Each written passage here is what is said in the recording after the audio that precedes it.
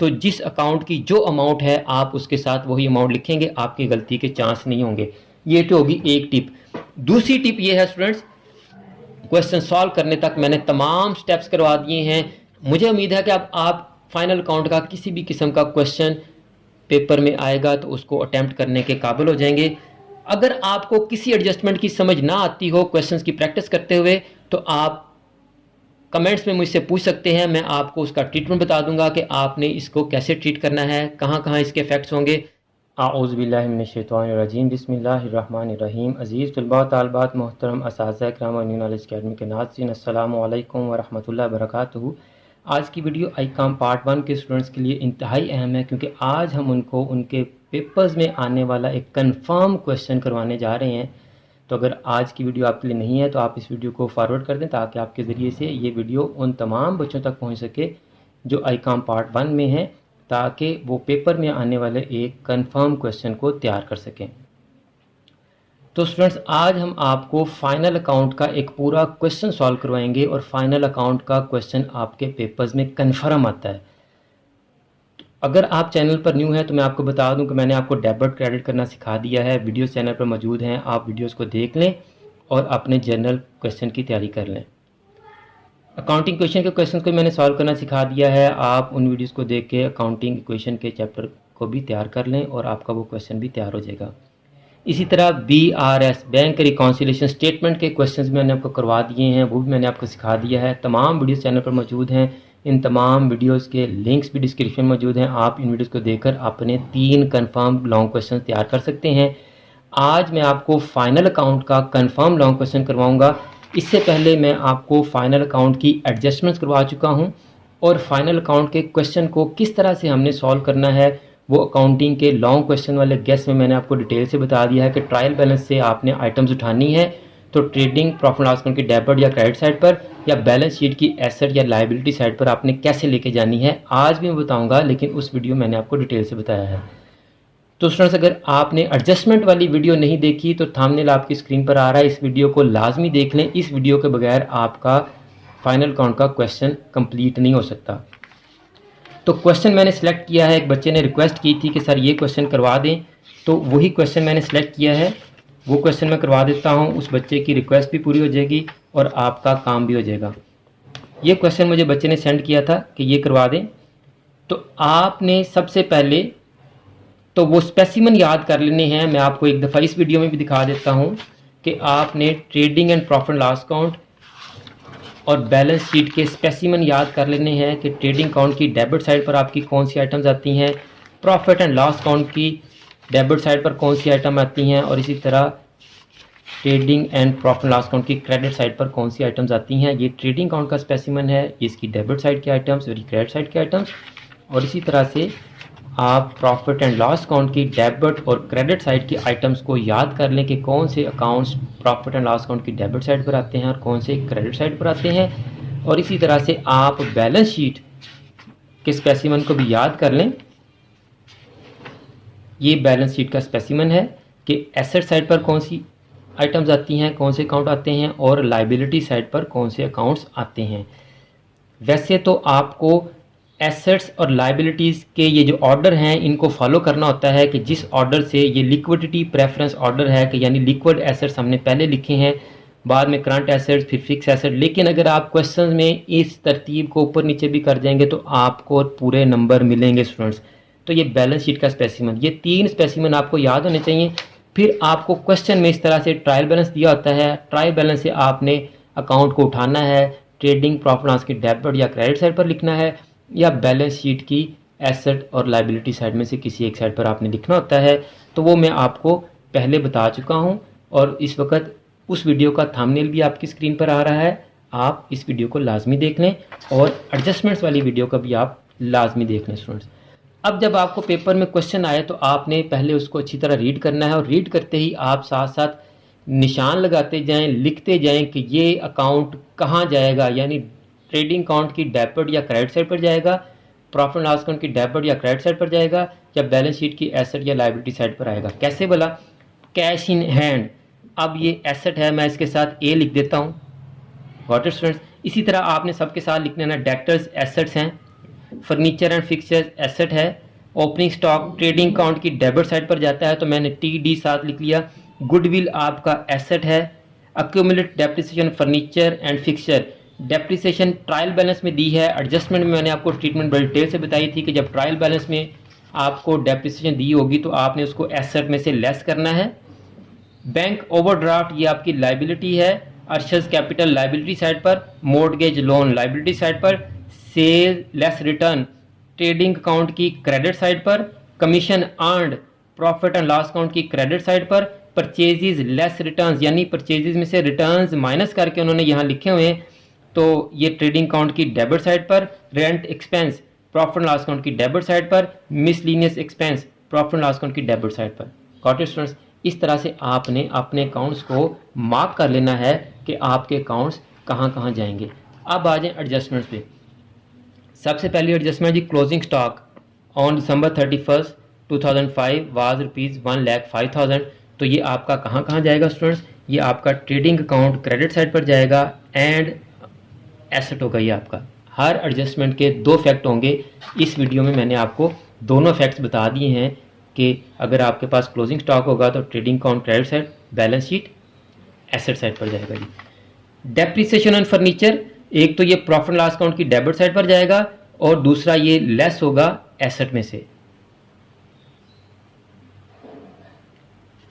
इसके भी दो फैक्ट हो गए। रेंट अनएक्सपायर्ड, अनएक्सपायर्ड रेंट का मतलब ये है कि हमने रेंट के पैसे दिए हुए हैं और वो भी हमारे पूरे नहीं हुए, एक्सपेंस हमने किया है एडवांस में, इसको प्री पेड एक्सपेंस में आएगा ये।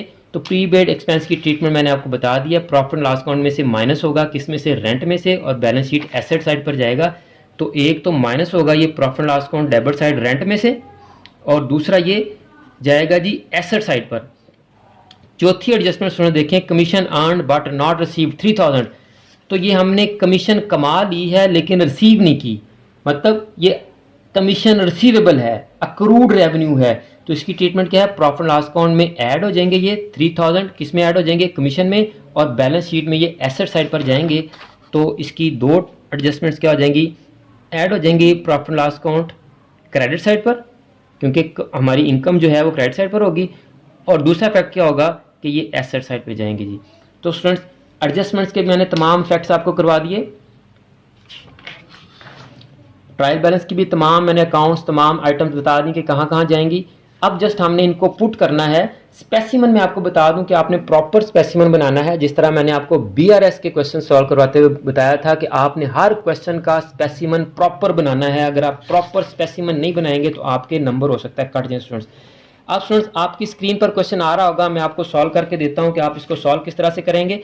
एक और काम कर लें, जब आप यहाँ एडजस्टमेंट मार्क कर लें तो आप उन अकाउंट्स के साथ भी छोटी सी निशानी लगा लें, डॉट लगा लें कि इनके साथ एडजस्टमेंट है, ताकि आप उस अकाउंट को जब trading account, profit loss account या बैलेंस शीट में लिखने लगे तो आपको पता हो कि इसके साथ एडजस्टमेंट है। हम इसको पहले इनर कॉलम में एडजस्टमेंट करेंगे, फिर आउटर कॉलम मेन कॉलम में इसकी अमाउंट लेके आएंगे। तो पहली है डेप्रिसिएशन ऑफ फर्नीचर के साथ एडजस्टमेंट है, तो आप क्या करें? फर्नीचर एंड फिक्सचर के साथ डॉट लगा लें ताकि हमें पता हो कि इसके साथ एडजस्टमेंट है। इसी तरह से रेंट के साथ हमारी एडजस्टमेंट है, तो आप रेंट के साथ भी एक छोटा सा डॉट लगा लें, हमें पता होगा कि रेंट के साथ भी एडजस्टमेंट है। और इसी तरह से कमीशन की भी एक एडजस्टमेंट है, तो हम कमीशन के साथ भी एक डॉट लगा लेते हैं, हमें पता होगा कि ये तीन हमारी एडजस्टमेंट्स हैं। Got it students? अब हम क्वेश्चन को सॉल्व करते हैं। तो स्टूडेंट्स ये आपका एक ही अकाउंट होता है, trading and profit and loss account. ऊपर वाला पोर्शन इसका ट्रेडिंग अकाउंट का होता है, जिससे हमें ग्रॉस प्रॉफिट या ग्रॉस लॉस का पता चलता है, और नीचे वाला पोर्शन इसका प्रॉफिट एंड लॉस अकाउंट का होता है। तो आप देखिए अपने क्वेश्चन में ट्रेडिंग अकाउंट की कितनी आइटम्स हैं? 3 आइटम्स हैं, opening stock, sales less return और परचेजेस लेस रिटर्न। तो स्पेसिमन के मुताबिक सबसे पहले हम अपना ओपनिंग स्टॉक लिखते हैं। अब आपने देखा कि जब हमने क्वेश्चन में मार्क कर लिया है अपने अकाउंट्स को कि किस अकाउंट ने कहाँ जाना है, तो हमें आसानी हो जाएगी। तो सबसे पहले हम ओपनिंग स्टॉक लिखेंगे 60,000। ओपनिंग स्टॉक के बाद इधर परचेजेज होती हैं डेबिट साइड पर, तो परचेजेज लेस रिटर्न्स उसने दी हुई हैं, हमें देखें ज़रा, 1,45,000। Purchases less returns 1,45,000। और तीसरी आइटम आ रही है जी सेल्स की। तो सेल्स की आइटम क्रेडिट साइड पे आएगी, सेल का अकाउंट, तो ट्रेडिंग अकाउंट क्रेडिट साइड पे हम लिख देंगे सेल्स। सेल्स हमारी है 2,32,500।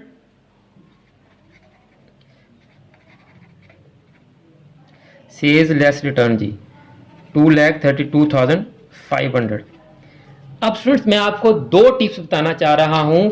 जब भी आप फाइनल काउंट करें तो एक टिप आपकी ये है कि आप के पास इतना टाइम नहीं होगा कि आप लाइनें लगाते रहें। तो जब भी आपने किसी अकाउंट की अमाउंट चेक करनी है ना, तो स्केल आप लाजमी यूज़ कीजिएगा, उसी के सामने वाली वैल्यू यूज़ कीजिएगा। बाज़ दफ़ा बच्चे अकाउंट तो सही लेके जाते हैं, यानी कि डेबिट या क्रेडिट या एसेट या लायबिलिटी साइड पर सही जगह पे लेके जाते हैं, लेकिन उसकी अमाउंट गलत ले जाते हैं। जब आप स्केल का इस्तेमाल करेंगे तो जिस अकाउंट की जो अमाउंट है आप उसके साथ वही अमाउंट लिखेंगे, आपकी गलती के चांस नहीं होंगे। ये तो होगी एक टिप। दूसरी टिप ये है स्टूडेंट्स कि आप जब भी किसी अकाउंट को क्लोज करने लगें, यानी आप ट्रेडिंग अकाउंट को क्लोज करने लगे हैं, तो आप पहले अपनी एडजस्टमेंट्स देख लें कि ट्रेडिंग अकाउंट की कोई एडजस्टमेंट तो नहीं है। जी है, क्लोजिंग स्टॉक की एडजस्टमेंट हमारी ट्रेडिंग अकाउंट में होती है। इसी तरह जब आप प्रॉफिट एंड लॉस अकाउंट को क्लोज करने लगे तो अपनी एडजस्टमेंट्स देख लें कि हमने तमाम एडजस्टमेंट्स कर ली हैं।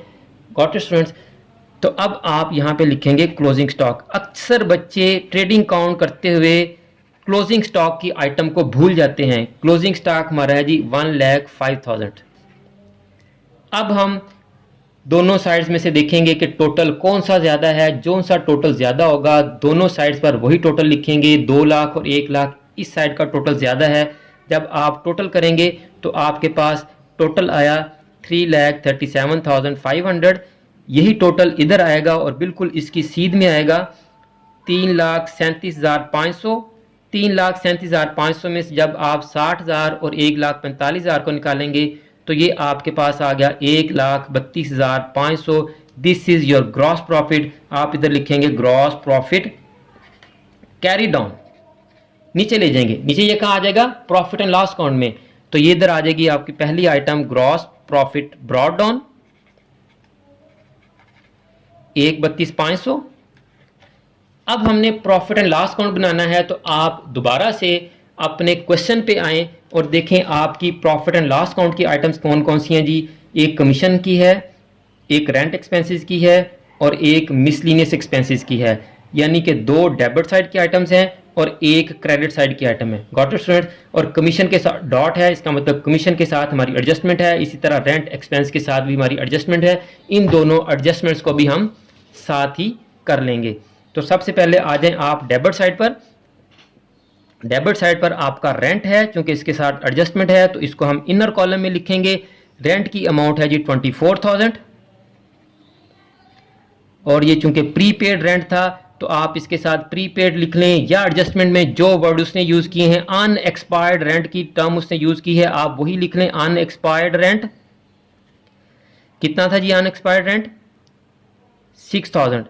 तो आप 24,000 में से 6,000 माइनस करके आउटर कॉलम में मेन कॉलम में जो बैलेंस आएगा वो लिखेंगे 18,000। Got it students?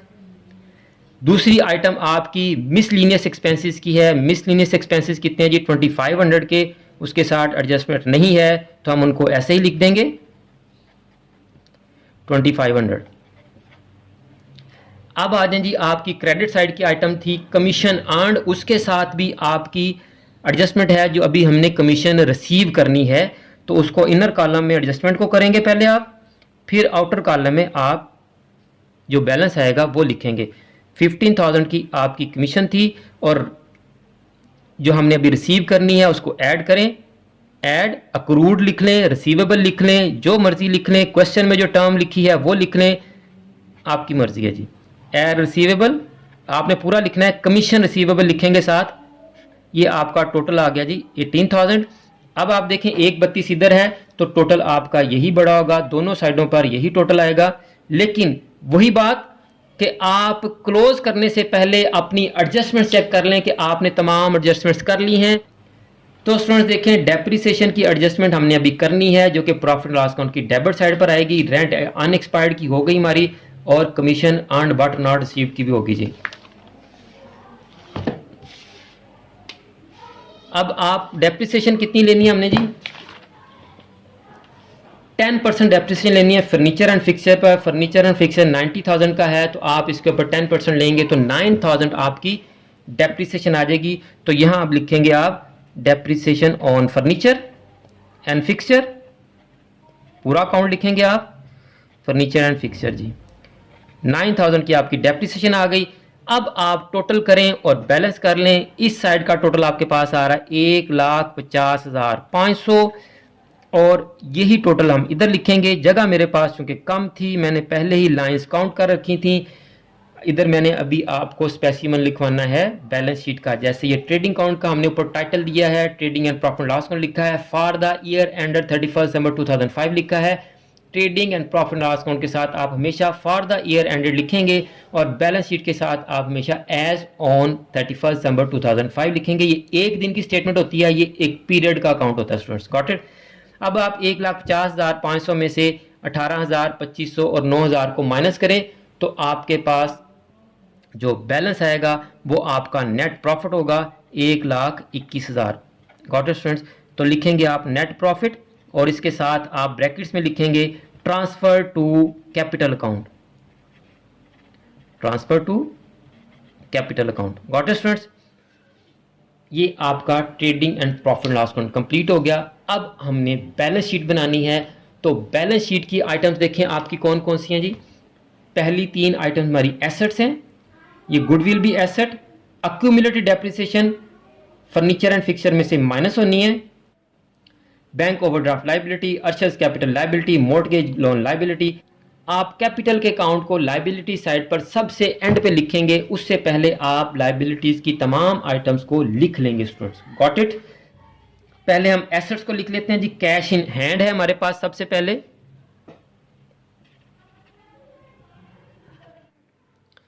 Cash in hand हमारे पास 15,000 है।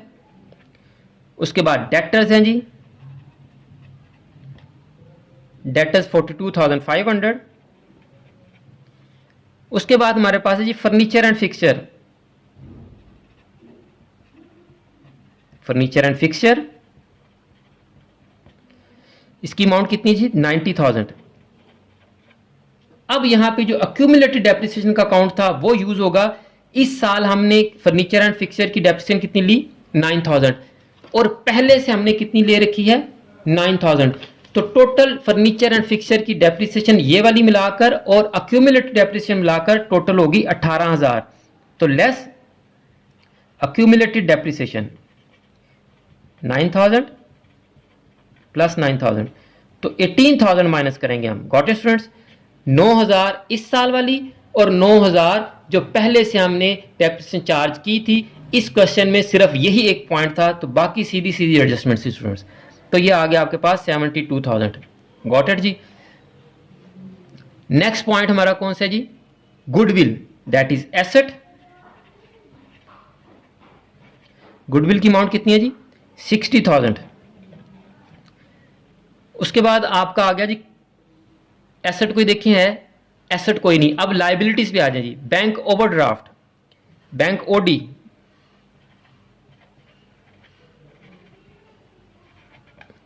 बैंक ओवरड्राफ्ट कितना जी 27,500। उसके बाद आपकी लाइबिलिटी कौन सी है जी कैपिटल, कैपिटल को हम लास्ट पे लिखेंगे मोर्टगेज लोन। मोर्टगेज लोन देखें जरा कितना है 60,000 का।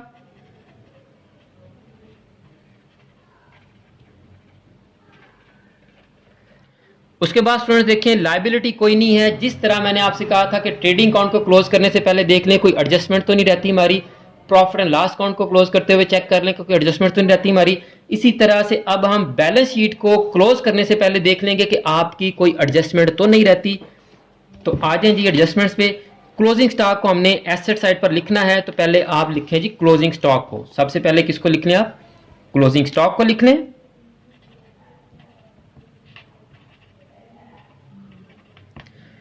$1,05,000। उसके बाद डेप्रिसिएशन को हमने माइनस करना था, ये एडजस्टमेंट हम कर चुके हैं। रेंट अनएक्सपायर्ड ये एसेट साइड पर आना है और commission earn but not received ये भी एसेट साइड पर आना है। 6,000 और 3,000 ये भी हमने इनको एसेट साइड पर लिखना है, तो इन दोनों को भी अब हम लिख लेते हैं। Unexpired rent,